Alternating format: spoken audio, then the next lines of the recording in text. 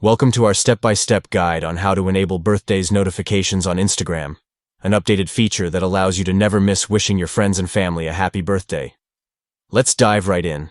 First, open the Instagram app on your Android device. Once opened, tap on your profile picture located at the bottom right corner of the screen. This will take you to your profile page. Next, locate the three lines at the top right corner of the screen. Tap on them to access the settings menu. From here, scroll down until you find the notifications option and tap on it. Now, scroll down again until you see the birthdays option. Tap on it to access the birthdays notifications settings. Here, you will see the option to toggle the birthdays notifications on or off.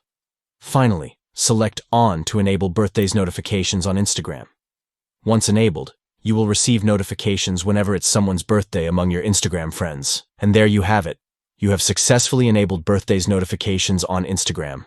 Now you can stay on top of all the birthday wishes and never miss an opportunity to celebrate with your loved ones. Thanks for watching, and don't forget to subscribe for more helpful tips and tricks.